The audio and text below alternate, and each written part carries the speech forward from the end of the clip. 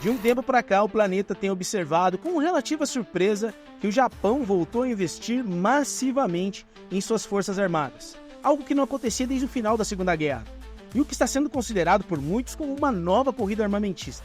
Esse vídeo eu dedico à aluna Gabi Franginha, que já está armada até os dentes, preparada para o apocalipse, e o grande mestre Marcos Amici, que foi quem compartilhou com ela a reportagem causando terror aí, hein? A proposta desse vídeo é apresentar um panorama histórico de momentos em que grupos se armaram sem que fossem percebidos, ou mesmo que se armassem para ser percebidos. Sem mais delongas, já curte, se inscreva e bora pro vídeo. Bom, vamos começar explicando o caso do Japão, certo? Após a Segunda Guerra Mundial, o Japão adotou uma postura pacifista, com a Constituição de 1947 restringiu severamente a capacidade militar e o seu potencial bélico. No entanto, o Japão manteve uma pequena força apenas para garantir sua defesa, claro. Durante a Guerra Fria, o Japão começou a investir gradualmente em suas forças militares, mas sempre dentro de um limite imposto pela Constituição e com um orçamento militar bem reduzido, modesto.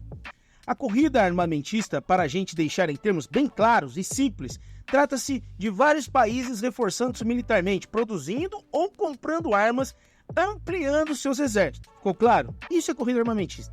São inúmeros os momentos em que isso acontece na história, mas eu separei alguns para a gente analisar. Será que estão acontecendo hoje? Será que é possível ver alguma semelhança? O primeiro exemplo eu acho muito interessante é o da Macedônia.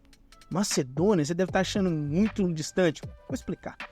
Em determinado momento da sua história, as duas maiores cidades-estados da Grécia entraram em conflito, Atenas e Esparta, e elas lutaram entre si por 27 anos. Não, você não entendeu errado, 27 anos.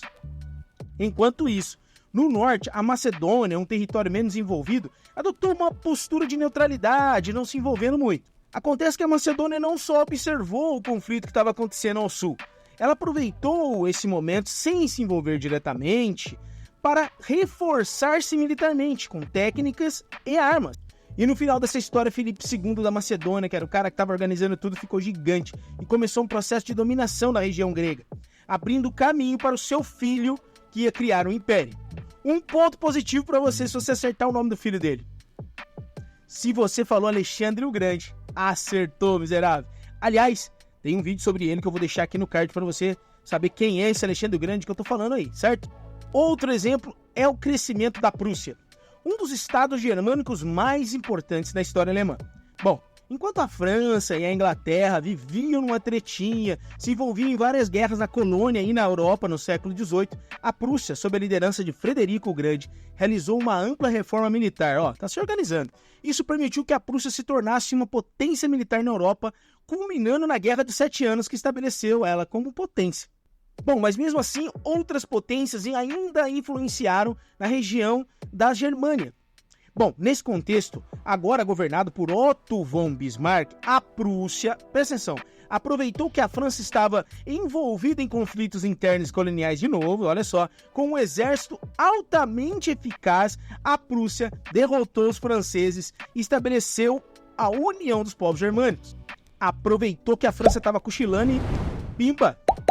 A próxima talvez seja mais conhecida, a corrida armamentista que aconteceu antes da Primeira Guerra Mundial. Em um momento de relativa paz, as potências europeias, que já estavam acostumadas com tretas e brigas durante séculos, sabiam que aquela paz poderia ser apenas um período. E, claro, não pagaram para ver ficando parado. Enquanto todo mundo celebrava, eles firmavam alianças e desenvolviam suas indústrias bélicas. Esse período ficou conhecido como paz armada. Todo mundo em paz, porém armado. E foi graças a essas alianças e à força dos armamentos desenvolvidos que fez com que a primeira grande guerra acontecesse. Era um tipo de mexeu com um, mexeu com todos. E como todo mundo estava armado até os dentes, não poderia dar outra coisa, a não ser uma bela merda. E como fruto da Primeira Guerra, temos uma corrida armamentista nos anos que antecederam também a Segunda Guerra. A Alemanha nazista, sob a liderança de Hitler, violou o Tratado de Versalhes e iniciou um programa de rearmamento massivo, enquanto as potências europeias, como a França e o Reino Unido, estavam envolvidas em apaziguar, em tentativas de evitar um novo conflito mundial. Bom, o final vocês já sabem. bem debaixo do bigode das outras potências europeias, o sujeito de bigode aprontou uma baita. Depois da Segunda Guerra, nós começamos uma corrida armamentista que eu me arrisco a dizer aqui e nós nunca mais paramos.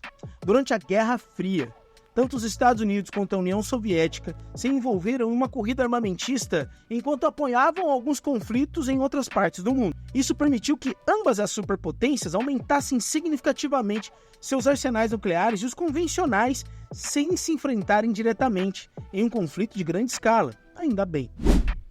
Uma das consequências boas desse conflito foi a corrida espacial, que proporcionou diversas descobertas e invenções que utilizamos diariamente. Bom, as consequências negativas ainda estão aí, desde a divisão da Coreia, passando pela guerra da Ucrânia e Rússia, o regime de Cuba e o surgimento e fortalecimento de figuras como Osama Bin Laden.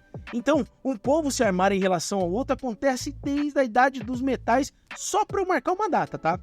A verdade é que um reino dividido não se sustenta e que o gasto de energia e recursos deve ser sempre calculado. E não só por governos, mas por nós também. Então eu não sei o que você está pensando, o mundo está sempre em tensão, mas a história conta que essas corridas armamentistas sempre aconteceram. Infelizmente, depois delas, sempre estourou uma grande guerra. Torcemos para que não, mas observemos o que a história tem para ensinar. Se você gostou desse vídeo, curta e se inscreva. Compartilha com quem você acha que pode achar interessante esse vídeo. Até o próximo vídeo. Tchau!